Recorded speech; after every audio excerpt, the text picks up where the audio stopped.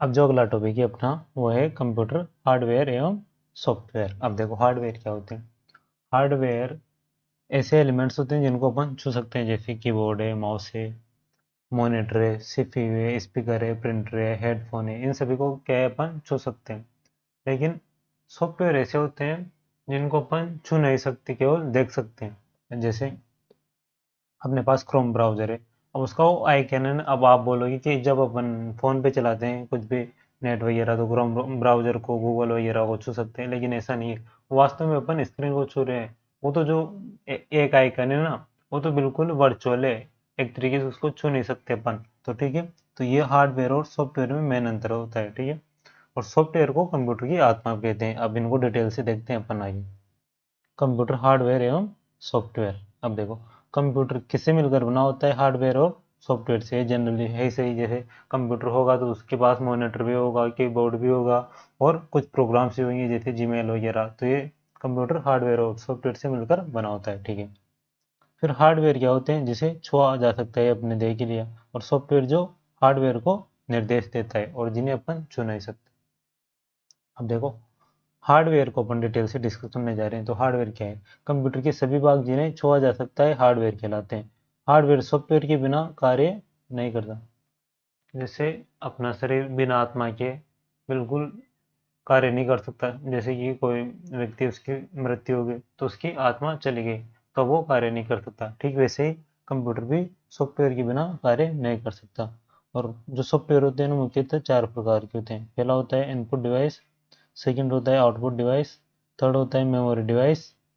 Input output अपन पहले देख ही चुके हैं। फिर होता है मेमोरी डिवाइस, मेमोरी देख चुके हैं। और चौथा होता है सीपीयू। जनरली ये चार ही टाइप होते हैं। ठीक है, फिर हार्डवेयर के उदाहरण दे रखे हैं। और हार्डवेयर के बहुत से उदाहरण हो सकते हैं। प्रोसेसर हो गया, motherboard, RAM, hard disk, SSD, ये सब अपन देख ही चुके हैं। ग्राफिक्स कार्ड, फिर भी अब इनको और डिटेल में देखेंगे अपन हार्डवेयर में। SMPS, keyboard, mouse, monitor, CD DVD, sound card, ये सभी किसके उदाहरण हैं? जैसे पोर्ट हो गए, USB port, printer, scanner, speaker, webcam, UPS, modem, router, switch, pen drive, ये सब किसके उदाहरण है? हार्डवेयर के उदाहरण है, क्योंकि इनको सबको अपन छू सकते हैं। ठीक है, फिर हार्डवेयर का जो सबसे अपने पास मेन उदाहरण है वो है मदरबोर्ड, क्योंकि यहाँ से अपने एग्जाम में क्वेश्चन बहुत सारे आते हैं। तो ये एक मुख्य सर्किट बोर्ड होता है। इस तरह का एक अपने पास सर्किट बोर्ड होता है मदरबोर्ड। ठीक है, सभी इलेक्ट्रॉनिक अवयव इससे जुड़े होते हैं। जो भी जितने भी इलेक्ट्रॉनिक अवयव होते हैं वो किससे जुड़े होते हैं? मदरबोर्ड से जुड़े होते हैं। कंप्यूटर की रीढ़ की हड्डी के समान कार्य करता है। जैसे अपने पेट की रीढ़ की हड्डी होती है, उसके बिना अपन खड़े नहीं रह सकते, सही से बैठ नहीं सकते। तो ये एक तरीके से कंप्यूटर की रीढ़ की हड्डी के समान कार्य करता है। कौन? मदरबोर्ड। फिर मदरबोर्ड के प्रमुख कंपोनेंट्स, जो इसके मेन मेन कौन कौन से कंपोनेंट्स होते हैं वो देखते हैं अपन। एक्सपेंशन स्लॉट, किसी भी चीज़ को अपन को इससे कनेक्ट करिए, एक्सपेंड करना है तो एक्सपेंशन स्लॉट हो जाएगा। फिर इसमें पंखा लगा होता है तो पंखा हो जाएगा।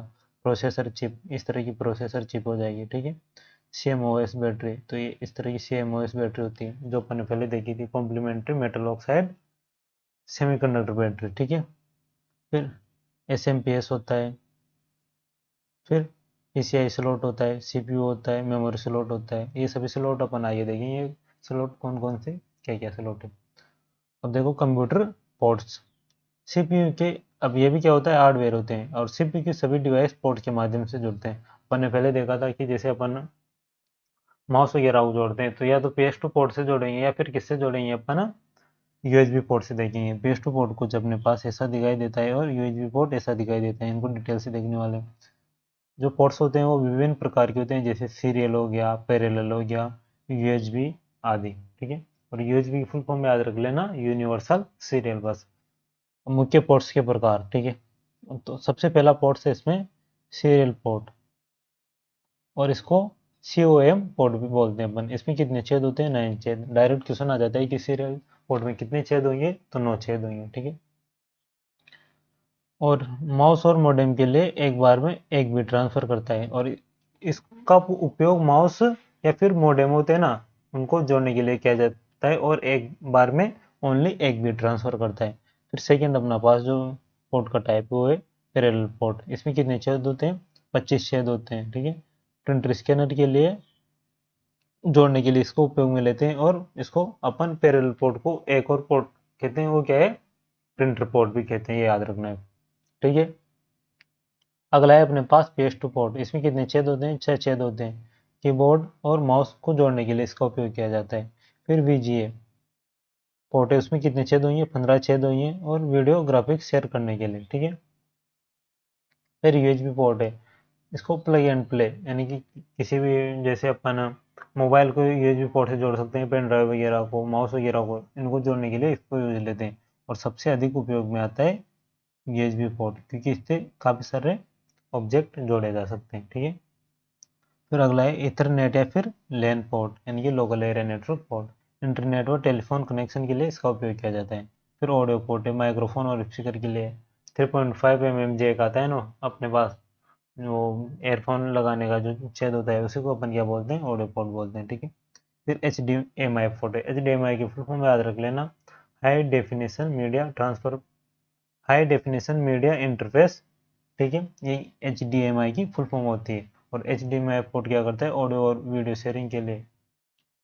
तो इसका HDMI पोर्ट का उपयोग अपन मॉनिटर और कैमरा जोड़ने के लिए करें, क्योंकि ये ऑडियो और वीडियो को हाई क्वालिटी में ट्रांसफर करता है। ठीक है,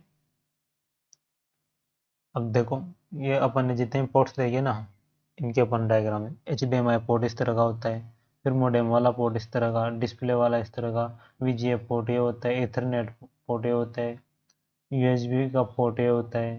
ठीक है, PS2 पोर्ट ये होता है, और जो ऑडियो वाला पोर्ट देखा था वो इस तरह का होता है। और भी बहुत सारे पोर्ट है, ये सीरियल पोर्ट, ये USB में B टाइप का पोर्ट है, और ये A टाइप का पोर्ट है। ठीक है, और USB में जो C टाइप का पोर्ट होता है ना, कुछ इस तरह का होता है। ये सब डायग्राम है, वैसे एग्जाम में आते नहीं है, फिर भी देख लो।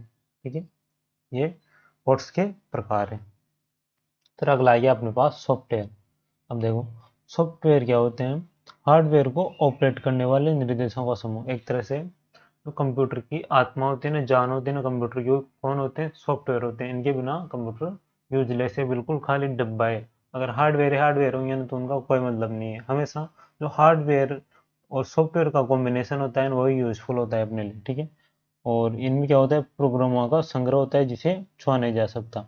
सॉफ्टवेयर क्या होते हैं, एक प्रोग्राम्स का संग्रह होते हैं जिसे अपन छू नहीं सकते। वो मैंने पहले बता ही दिया आपको। कंप्यूटर को क्या और कैसे करना है, यह निर्देश कौन देता है, सॉफ्टवेयर देता है। ठीक है, डाटा को सूचना में बदलने का कार्य, सबसे इंपॉर्टेंट, डाटा को सूचना में बदलने का कार्य कौन करते हैं, तो अपने पास कौन करता है, सॉफ्टवेयर करता है। ठीक है, अब सॉफ्टवेयर से संबंधित कुछ टर्म्स दे रखी है, वो देखते हैं अपन। तो इंटरफेस, तो इंटरफेस हार्डवेयर और सॉफ्टवेयर के बीच संचार को अपन क्या बोलते हैं, इंटरफेस बोलते हैं। ठीक है, और फिर एक दे रखा है अपने पास इंस्टॉलेशन। तो इंस्टॉलेशन क्या होता है, सॉफ्टवेयर को स्टोरेज में सेव करना ही क्या होता है। जैसे अपन कोई भी ऐप इंस्टॉल करते हैं, मान लो इंस्टाग्राम, कोई फेसबुक, व्हाट्सअप वगैरह ऐप इंस्टॉल किया, तो उसको सॉफ्टवेयर को अपन कहाँ पे सेव कर रहे हैं, अपने फ़ोन की लोकल स्टोरेज में सेव कर रहे हैं। तो उसको लोकल स्टोरेज में सेव करना ही क्या कहलाएगा, इंस्टॉलेशन कहलाएगा। फिर अनइंस्टॉलेशन, अब अपन किसी भी ऐप को इंस्टॉल करते हैं, और ऐप क्या है, सॉफ्टवेयर ही एक तरह का, क्योंकि वो प्रोग्राम का समय, तो सॉफ्टवेयर को हटाने की प्रक्रिया अपने स्टोरेज में से क्या कहलाएगी, अनइंस्टॉलेशन कहलाएगी। ठीक है, सॉफ्टवेयर से संबंधित कुछ और भी शब्द है अपने पास है, तो वो है बग। अब देखो, बग क्या होता है, प्रोग्राम में त्रुटि जिससे गलत परिणाम आता है। अपन ने कोई भी कोड लिखा, यानी कि एक तरीके से प्रोग्राम लिखा, लेकिन उसमें अपने किसी जगह गलती हो गई, तो वो गलती क्या कहलाती है, बग कहलाती है। अब देखो, डीबगिंग, डीबगिंग का मतलब बग को निकालना, त्रुटियों को खोजने और सुधारने की प्रक्रिया क्या कहलाती है, डीबगिंग कहलाती है। फिर अगला आता है अपने पास यूजर मैनुअल, उपयोगकर्ताओं को दिशा निर्देश देने वाला दस्तावेज। एक कुछ इस तरह का यूजर मैनुअल आता है ना, अपन कोई भी इलेक्ट्रिकल आइटम खरीदते हैं, तो इस तरह का यूजर मैनुअल आता है जिसको कोई नहीं पढ़ता। ठीक है, तो वो क्या होता है, यूजर मैनुअल। फिर सॉफ्टवेयर के प्रकार देखते हैं अपन। ठीक है, सबसे पहला है अपने पास है एप्लीकेशन सॉफ्टवेयर। अब एप्लीकेशन सॉफ्टवेयर क्या होते हैं, विशेष उद्देश्यों के लिए जो अपने पास प्रोग्राम होते हैं, उन्हीं को अपन क्या बोलते हैं, एप्लीकेशन सॉफ्टवेयर। जैसे अपने पास वेब ब्राउजर हो गया, माइक्रोसॉफ्ट ऑफिस हो गया, टेली हो गया, फिर फोटोशॉप हो गया, मीडिया प्लेयर हो गया, टेलीग्राम हो गया, पेज मेकर हो गया, इंस्टाग्राम हो गया, व्हाट्सअप हो गया, फेसबुक हो गया। ये सब किसके उदाहरण है, एप्लीकेशन सॉफ्टवेयर के उदाहरण है। ठीक है, ये एप्लीकेशन सॉफ्टवेयर है। फिर दूसरा आता है अपने पास सिस्टम सॉफ्टवेयर। तो कंप्यूटर को चलाने एवं नियंत्रण करने के लिए जो प्रोग्राम आवश्यक होते हैं उनको क्या बोलेंगे अपन, सिस्टम सॉफ्टवेयर। जाहिर सी बात है, अपना जो सिस्टम है ना उसको चलाने के लिए जो प्रोग्राम्स आवश्यक होंगे ना, अपन उन्हीं को क्या बोलेंगे, अपन सिस्टम सॉफ्टवेयर। जैसे विंडोज हो गया, लिनक्स हो गया, एंड्रॉयड, ये सब क्या है, ऑपरेटिंग सिस्टम, इसी के प्रकार है। ठीक है। एप्लीकेशन सॉफ्टवेयर, अब एप्लीकेशन सॉफ्टवेयर को अपन डिटेल से देख रहे हैं। ठीक है। सामान्य कार्यों के लिए उपयोग किया जाने वाला सॉफ्टवेयर ही क्या कहलाता है, एप्लीकेशन सॉफ्टवेयर। मैंने बता दिया आपको, जैसे गूगल क्रोम, फिर गूगल ड्राइव हो गया, यूट्यूब हो गया, जीमेल हो गया, फेसबुक हो गया, इंस्टाग्राम, ये सभी क्या है, एप्लीकेशन सॉफ्टवेयर है। इसके उदाहरण Telegram, Microsoft office, page maker, ये सब किसके उदाहरण है, एप्लीकेशन सॉफ्टवेयर। ठीक है। अगला है अपने पास सिस्टम सॉफ्टवेयर। अब देखो, सिस्टम सॉफ्टवेयर क्या होते हैं, कंप्यूटर हार्डवेयर और एप्लीकेशन के बीच कार्य करता है, उसके लिए इंटरफेस प्रदान करता है ताकि अपन कंप्यूटर को चला सके। तो इसके मुख्य प्रकार है, एक तो सिस्टम यूटिलिटीज और सेकंड है सिस्टम मैनेजमेंट। तो जो सिस्टम यूटिलिटीज है उसके कौन कौन से हैं, डिस्क कंप्रेशन हो गया, डिस्क डिफ्रेगमेंटर हो गया, बैकअप यूटिलिटीज हो गया, डिस्क क्लीनर्स हो गया, यानी कि डिस्क में से कुछ भी फाइल्स को हटाने के लिए, एंटीवायरस हो गया। ये सब किसके प्रकार है, सिस्टम यूटिलिटीज के, एक तरह से जो सिस्टम के लिए बहुत ज़्यादा यूज होते हैं। और जो सिस्टम मैनेज यानी कि सिस्टम को मैनेज करने के लिए जो यूज होते हैं ना, सिस्टम का प्रबंधन करने के लिए, वो कौन से, सिस्टम मैनेजमेंट सॉफ्टवेयर होंगे। और ये किसके टाइप है, सिस्टम सॉफ्टवेयर के। अपन ने दो देखे थे, एप्लीकेशन सॉफ्टवेयर, फिर सिस्टम सॉफ्टवेयर। अब अपन सिस्टम सॉफ्टवेयर को डिटेल से देख रहे हैं। एप्लीकेशन सॉफ्टवेयर अपन ने डिटेल से देख लिया। ठीक है। तो ऑपरेटिंग सिस्टम और डिवाइस ड्राइवर्स, ये क्या होते हैं, सिस्टम मैनेजमेंट सॉफ्टवेयर होते हैं। ठीक है। तो सिस्टम मैनेजमेंट सॉफ्टवेयर को अपन देख रहे हैं अब, कंप्यूटर के हिस्सों का प्रबंधन करता है। अब जो सिस्टम मैनेजमेंट में ऑपरेटिंग सिस्टम ये क्या करता है, हार्डवेयर को संचालन और नियंत्रण के लिए आवश्यक होता है। ठीक है। जैसे उदाहरण हो गया इसका, M S DOS, Windows XP, Linux हो गया, यूनिक्स हो गया, मिंट हो गया, अबंटू हो गया, मैक ओएस हो गया। ठीक है। ये सब किसके उदाहरण है, ऑपरेटिंग सिस्टम के। फिर अगला है अपने पास डिवाइस ड्राइवर्स। सॉफ्टवेयर यूजर और डिवाइस जैसे कि प्रिंटर, माउस, मॉनिटर, कीबोर्ड के बीच जो इंटरफेस प्रदान करता है ना, वो क्या कहलाता है, डिवाइस ड्राइवर। जबकि कंप्यूटर के हिस्सों का जो प्रबंधन करता है वो क्या कहलाता है, सिस्टम मैनेजमेंट सॉफ्टवेयर। और जो ऑपरेटिंग सिस्टम क्या होते हैं, हार्डवेयर के संचालन और नियंत्रण के लिए जो उसको कंट्रोल और वर्क करने के लिए आवश्यक होते हैं ना, वो तो ऑपरेटिंग सिस्टम। ठीक है। और डिवाइस ड्राइवर क्या है, सॉफ्टवेयर यूजर और डिवाइस जैसे कि प्रिंटर, माउस, मॉनिटर, कीबोर्ड के बीच जो इंटरफेस यानी कि कार्य करने के लिए उसको उपयुक्त बनाएगा, वो क्या कहलाते हैं अपने पास, डिवाइस ड्राइवर कहलाते हैं। ये विभिन्न तरह की डिवाइस ड्राइवर है, कीबोर्ड, माउस, मॉनिटर। ठीक है। प्रत्येक डिवाइस का ड्राइवर और इसकी कमांड डिवाइस तक पहुंचता है, ये याद रखना है अपन को। System utilities.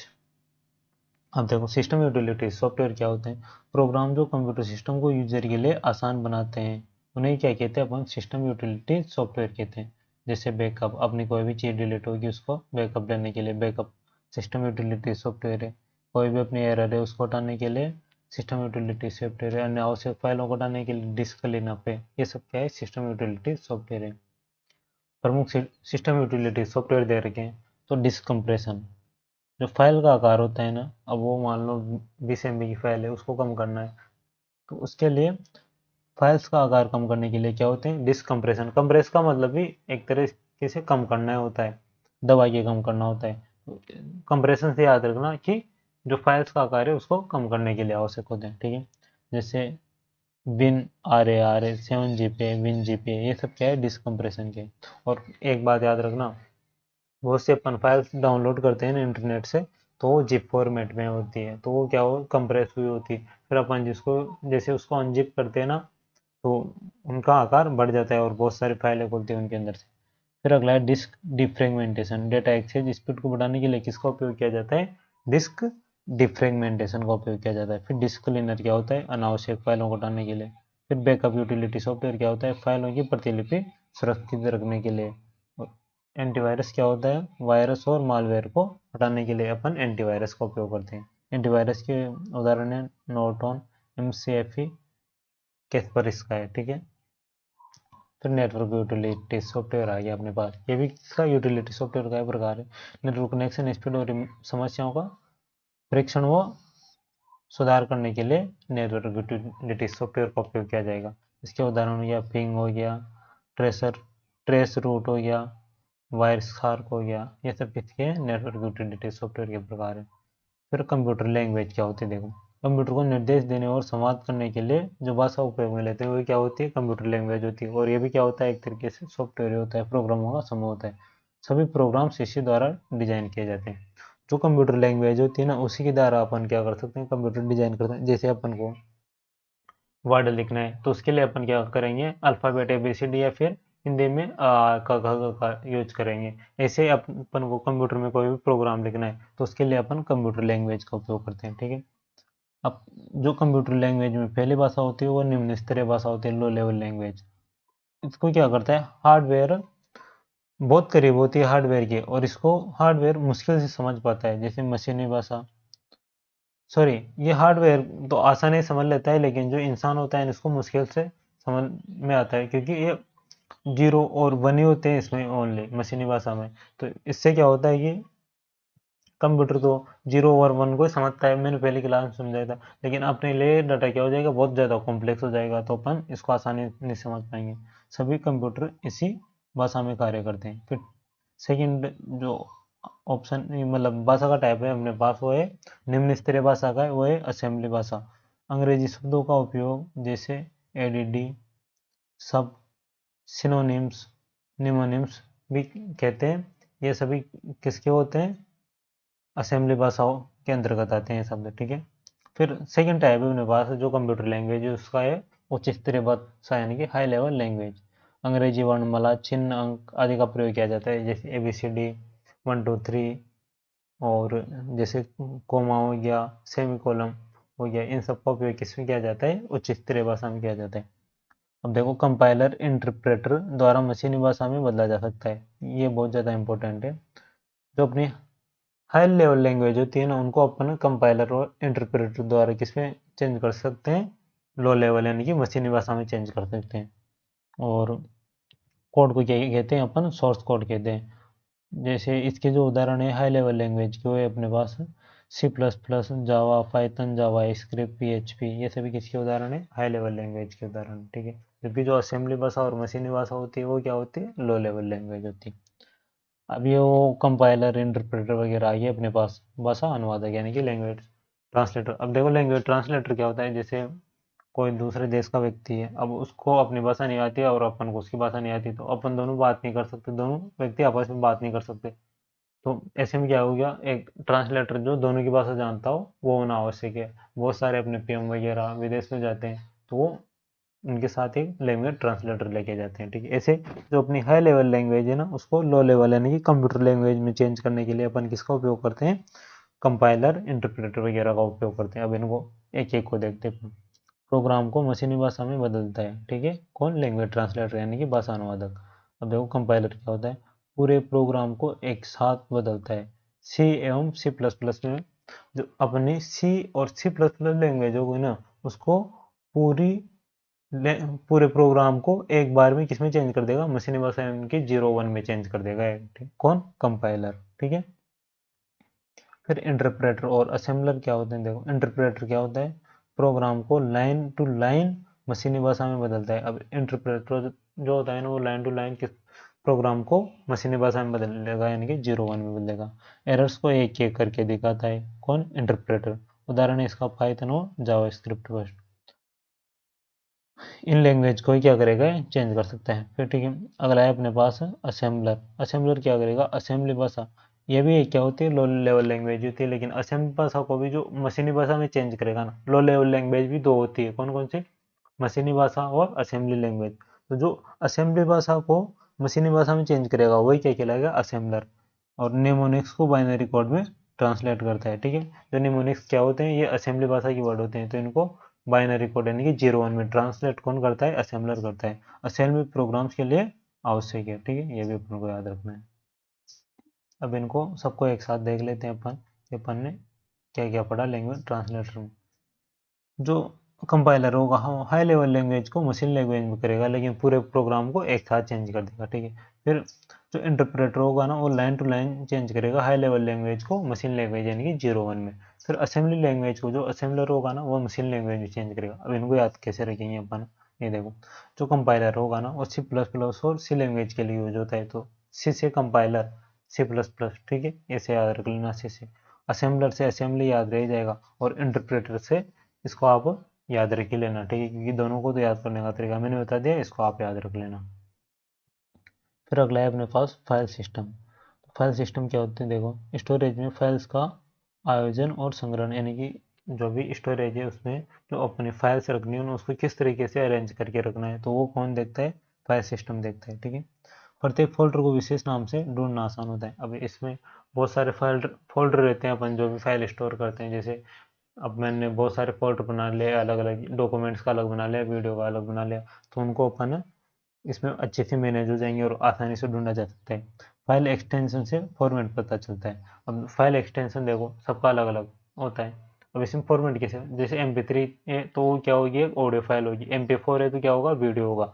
अब ये फाइल एक्सटेंशन ही देखने वाले हैं अपन, ठीक है। तो फाइल एक्सटेंशन के कौन कौन से प्रकार होते हैं, जैसे टेक्स्ट और डाटा का कोई फाइल है तो उसका जो फाइल एक्सटेंशन होगा dot text, dot RTF, dot PDF, dot doc, dot docx, dot XLS, dot XLFX, dot CSV, ये सब किसके होंगे, डाटा और टेक्स्ट के फाइल के फॉर्मेट होंगे, ठीक है।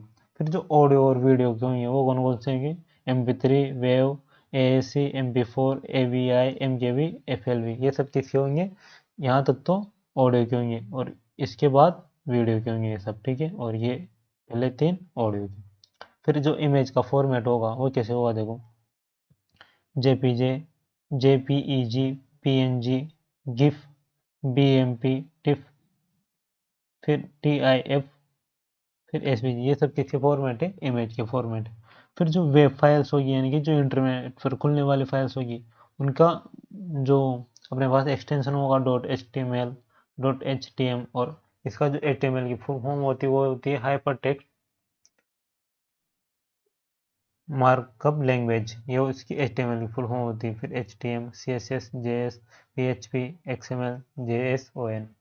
फिर जो एग्जीक्यूटेबल फाइल, यानी कि जो अपने सिस्टम के लिए यूज में फाइल होगी उनकी .exe, .bat, .sh, .app, .py। फिर इनके अलावा जो होगी जिप, मैंने बता दिया था, ये कंप्रेस वाली .rar, ये भी कंप्रेस वाली .iso, .log, torrent, ये सब कौन है, अन्य के हैं जो एक्सटेंशन है वो है, ठीक है। फिर कुछ इंपॉर्टेंट फैक्ट देख लेते हैं अपन।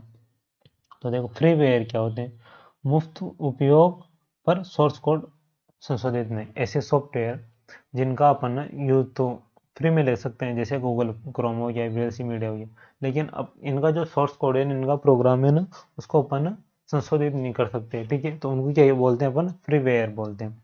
फिर शेयरवेयर क्या होते हैं, सीमित समय के लिए, यानी कि कुछ समय के लिए तो ये फ्री में यूज कर सकते हैं, लेकिन उसके बाद अगर अपन को इनका फुल वर्जन यूज करना है तो उसके लिए अपन को क्या करना पड़ेगा, पैसे देने पड़ेंगे, यानी कि एक तरीके लाइसेंस खरीदना पड़ेगा, जैसे विनजिप, एडोब एक्रोबैट, रेडर, ये सब किसके उदाहरण है, शेयरवेयर के। फिर ओपन सोर्स क्या होते हैं, इनके जो सोर्स कोड होते हैं वो सार्वजनिक होते हैं और इनको अपन एक तरीके से मॉडिफाई कर सकते हैं और डिस्ट्रीब्यूट कर सकते हैं।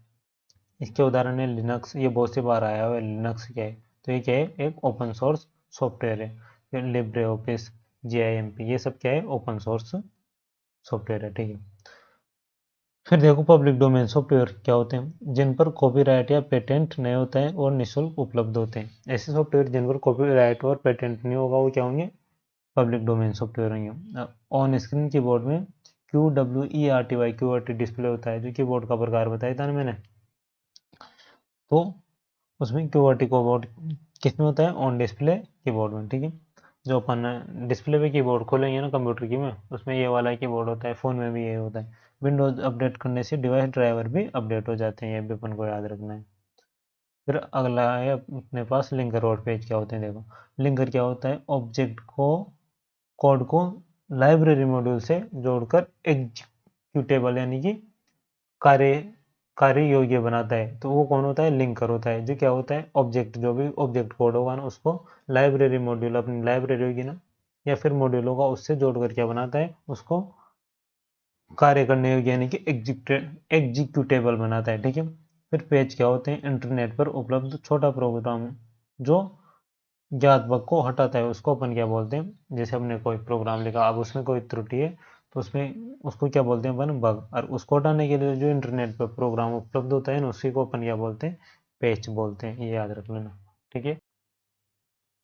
अब जो नेक्स्ट अपन डिस्कस करने जा रहे हैं वो है अपने पास ऑपरेटिंग सिस्टम। अब देखो ऑपरेटिंग सिस्टम क्या होता है, ये भी एक तरह का सॉफ्टवेयर होता है। अपन ने सॉफ्टवेयर के टाइप्स देखे थे, तो सबसे पहला टाइप्स देखा था अपने सिस्टम सॉफ्टवेयर, और जो नेक्स्ट टाइप देखा था वो देखा था एप्लीकेशन सॉफ्टवेयर। अब जो सिस्टम सॉफ्टवेयर होते हैं ना, उसके भी दो टाइप होते हैं, एक तो ऑपरेटिंग सिस्टम और यूटिलिटी सॉफ्टवेयर। तो जो अपन ऑपरेटिंग सिस्टम देखने जा रहे हैं क्या एक सिस्टम सॉफ्टवेयर है, ठीक है।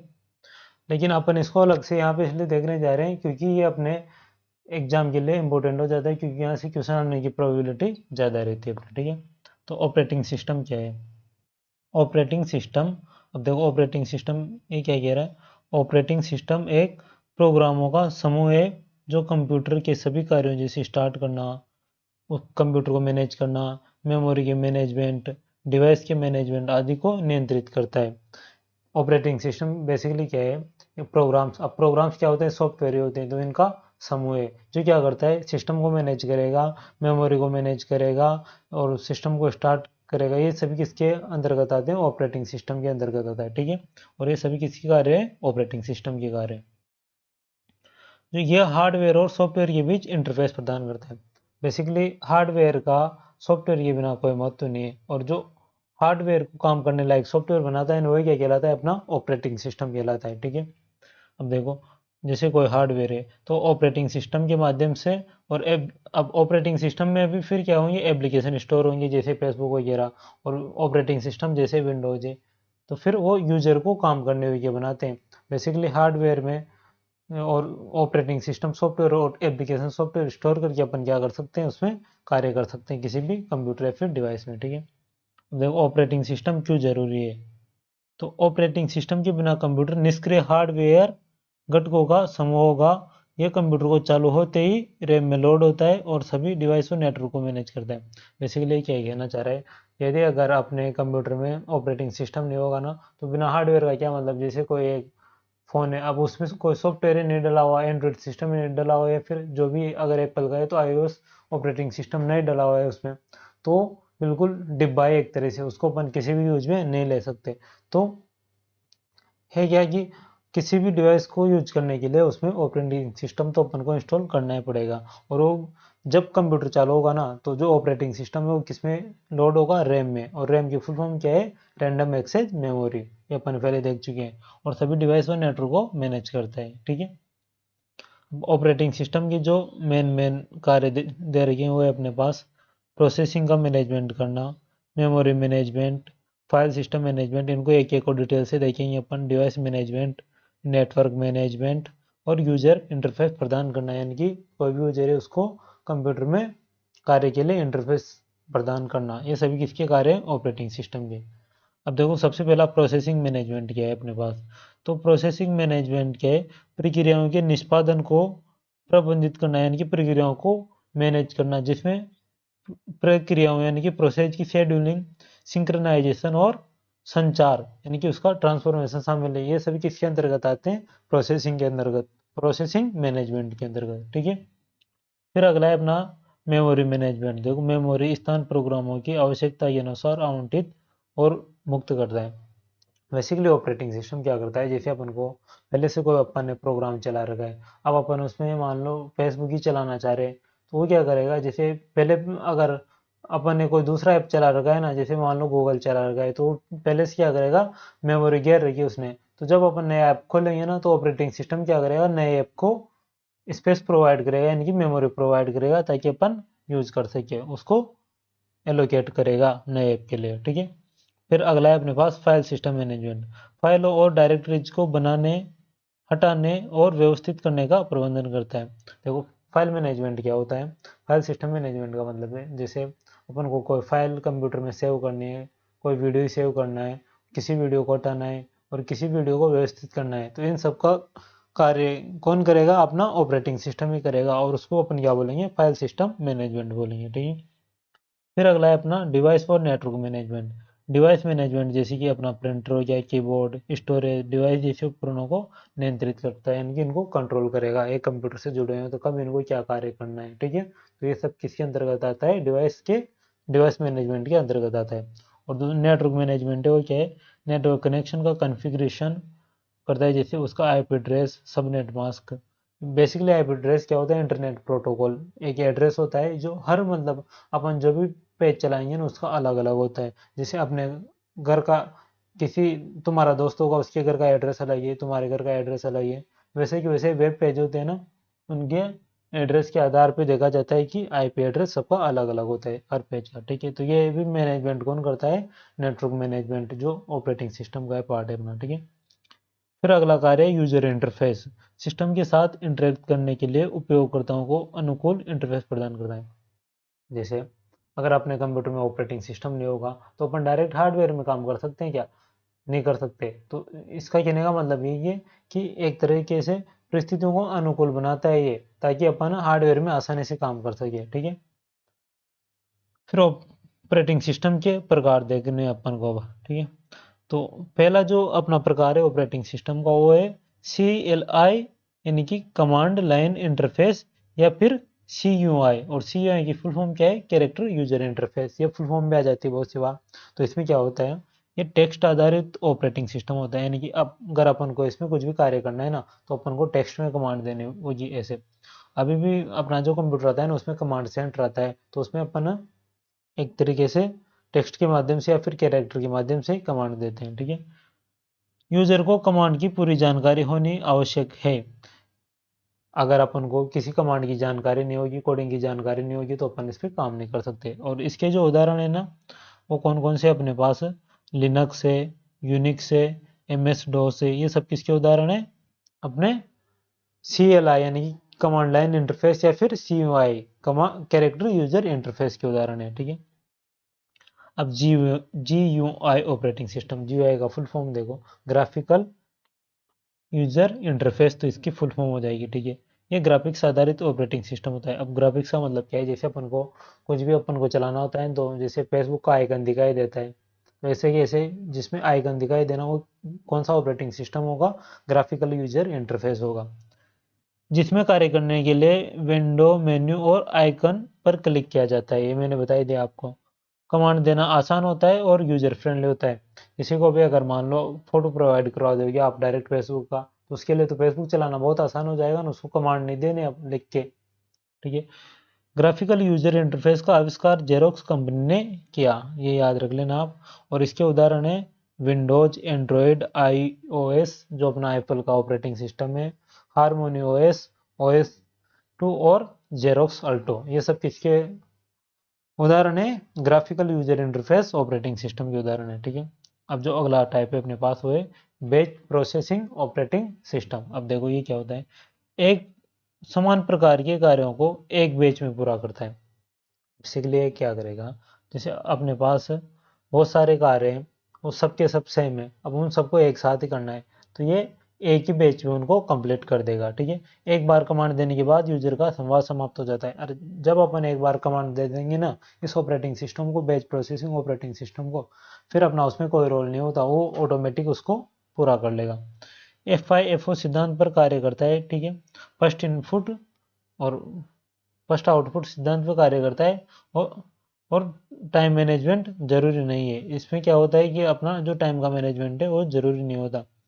ठीक है, उपयोग पेरोल सिस्टम, बैंक स्टेटमेंट, इन सब में किसका उपयोग किया जाता है, अपने बैच प्रोसेसिंग ऑपरेटिंग सिस्टम का उपयोग किया जाता है। और इसके उदाहरण है IBM ऑपरेटिंग सिस्टम या फिर 360A, ये किसके उदाहरण है, बैच प्रोसेसिंग ऑपरेटिंग सिस्टम के। अगला है अपने पास मल्टीटास्किंग ऑपरेटिंग सिस्टम। अब देखो इसमें क्या है, एक साथ कई एप्लीकेशन चलाने में सक्षम। जैसे अपन को 2-3 एप्लीकेशन एक साथ चलानी है तो उसके लिए अपना कौन सा ऑपरेटिंग सिस्टम काम में लेंगे, मल्टीटास्किंग ऑपरेटिंग सिस्टम काम में लेंगे। जैसे अपन को माइक्रोसॉफ्ट वर्ड भी चलाना है, वेब ब्राउजर भी चलाना है और साथ में ईमेल भी चलाना है, तो बहुत सारे प्रोसेस हो गए ना, बहुत सारे टास्क हो गए अपने पास।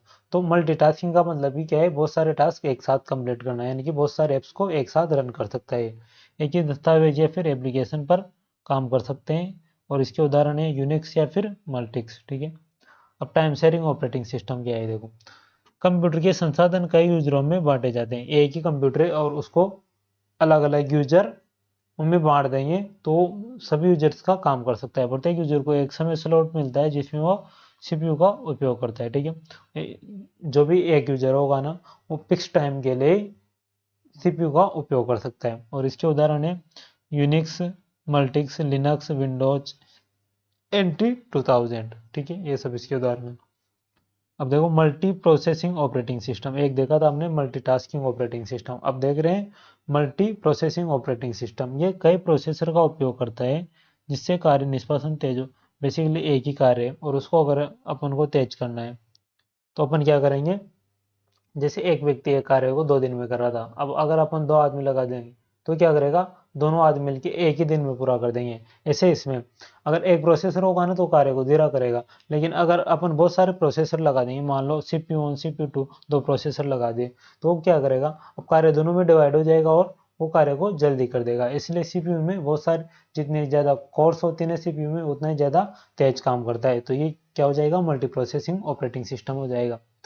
ये कई प्रोसेसर का उपयोग करता है, ये मैंने बता दिया, जिससे कार्य निष्पादन तेज और बेहतर होता है, विशिष्ट कार्य कम समय में पूरे होते हैं। ठीक है, इसके उदाहरण है लिनक्स, यूनिक्स, विंडोज 2000। ये सभी किसके उदाहरण है, multi processing operating system. Multitasking और मल्टी प्रोसेसिंग में आपको अंदर समझ में आ जाना चाहिए अब। ठीक है, अगला है मल्टी प्रोग्रामिंग ऑपरेटिंग सिस्टम। एक ही प्रोसेसर पर कई प्रोग्राम एक साथ चल सकते हैं। रेस्पॉन्स टाइम तो ज़्यादा होता है लेकिन क्योंकि सभी प्रोग्राम सीपीयू शेयर करते हैं। अब basically multi programming operating system में क्या होगा, एक ही सीपीयू पे अगर अपन बहुत सारे प्रोग्राम चलाएंगे ना तो टाइम तो ज़्यादा लगेगा, लेकिन वो सभी प्रोग्राम पूरे हो जाएंगे। लेकिन सीपीयू में लोड ज़्यादा होगा तो टाइम भी ज़्यादा होगा। एक व्यक्ति को ज़्यादा काम दे देंगे अपन तो टाइम भी ज़्यादा लगाएगा। बस इतना ही कहना चाह रहा है। ठीक है, अगला है अपना रियल टाइम ऑपरेटिंग सिस्टम यानी कि RTOS। इसकी full form real time operating system होगी। RTOS की फुल दे दो, इसमें कार्य करने की समय सीमा तय होती है, यानी कि फिक्स टाइम में कार्य करके देता है। प्रोसेसिंग और रिस्पॉन्स समय बहुत कम होता है, ये बहुत कम टाइम में प्रोसेसिंग और रिस्पॉन्स यानी कि वापस अपन को जवाब दे देगा। काम निश्चित समय में पूरा होना चाहिए वरना सिस्टम क्या फेल हो जाएगा। ठीक है, प्रतिक्रिया समय, अब देखो प्रोसेसिंग टाइम क्या होता है, सिस्टम द्वारा इनपुट लेने, प्रोसेस करना और आउटपुट देने में जो टाइम लिया जाता है ना उसी को अपन क्या बोलते हैं, रेस्पॉन्स टाइम या फिर प्रतिक्रिया टाइम बोलते हैं। इसका उपयोग कहाँ पे होता है, रोबोट, मिसाइल लॉन्च, हवाई जहाज, इन सब में किसका उपयोग करता है होता है, रियल टाइम ऑपरेटिंग सिस्टम यानी कि RTOS का उपयोग होता है।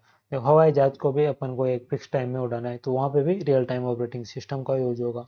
मिसाइल लॉन्च में भी टाइम का बहुत ज़्यादा महत्व होता है, अगर 1 सेकंड भी लेट होगी तो अपने लिए बहुत ज़्यादा दिक्कत हो जाती है, तो वहाँ भी रियल टाइम ऑपरेटिंग सिस्टम का। और रोबोट में भी रियल टाइम ऑपरेटिंग सिस्टम का यूज होता है। ठीक है, इसके उदाहरण है VS वर्क्स, फ्री RTOS, ये सब किसके उदाहरण है, रियल टाइम ऑपरेटिंग सिस्टम के। फिर हार्ड और सॉफ्ट RTOS, जो अपना रियल टाइम ऑपरेटिंग सिस्टम है उसके भी दो टाइप्स होते हैं। जो हार्ड RTOS का मतलब है निर्धारित समय में कार्य पूरा होगा, अगर देर होगी तो ये सिस्टम फेल मार जाएगा, यानी कि इसमें देर नहीं हो सकती। जबकि जो सॉफ्ट RTOS, अब इसका तो नाम से स्पष्ट है, सॉफ्ट RTOS का मतलब थोड़ी बहुत लापरवाही चल सकती है, यानी कि थोड़ी बहुत देरी हो सकती है, ये किसका, सॉफ्ट RTOS का है। ठीक है, डिस्ट्रीब्यूटेड ऑपरेटिंग सिस्टम कई अलग अलग कंप्यूटर को जोड़कर एक सिस्टम की तरह कार्य करता है, तो उसको अपन क्या बोलते हैं, डिस्ट्रीब्यूटेड ऑपरेटिंग सिस्टम। जैसे अपन ने कई सारे कंप्यूटर जोड़ दिए और अब अपन उन पे एक साथ कार्य कर रहे हैं तो कौन सा हो जाएगा, डिस्ट्रीब्यूटेड ऑपरेटिंग सिस्टम हो जाएगा। और सभी कंप्यूटर आपस में कम्युनिकेट करते हैं और संसाधन साझा करते हैं, यानी कि जो जितने भी कंप्यूटर जोड़ रखे हैं ना अपन ने नेटवर्क में, वो सभी क्या करेंगे, एक दूसरे से कम्युनिकेट कर सकते हैं, यानी कि फाइल्स का ट्रांसफर वगैरह कर सकते हैं। इसके उदाहरण है गूगल्स, फुचेसिया, लोकस और सोलेरिसिस, ये सब किसके उदाहरण है, डिस्ट्रीब्यूटेड ऑपरेटिंग सिस्टम के उदाहरण है। अब देखो यूजर की संख्या के आधार पर ऑपरेटिंग सिस्टम के प्रकार देख रहे हैं अपन। पहला है अपना सिंगल यूजर ऑपरेटिंग सिस्टम। अब देखो सिंगल यूजर ऑपरेटिंग सिस्टम क्या करता है, ओनली एक यूजर को सपोर्ट करता है, और ये क्या होता है, बेसिकली अपने पास सिंपल होता है और यूजर फ्रेंडली यानी कि आसानी से उपयोग करने वाला होता है।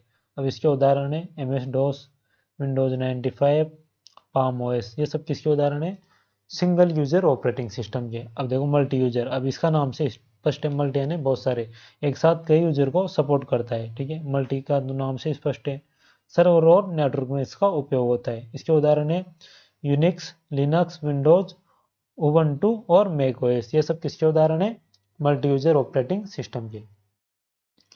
अब अपन कुछ मोबाइल के जो मेन ऑपरेटिंग सिस्टम है ना वो देखने जा रहे हैं। स्मार्टफोन और टैबलेट के लिए इनको डिजाइन किया गया है। ठीक है, तो एंड्रॉयड है, iOS है, ब्लैकबेरी है और सिम्बियन है। सिम्बियन ये सब किसके हैं?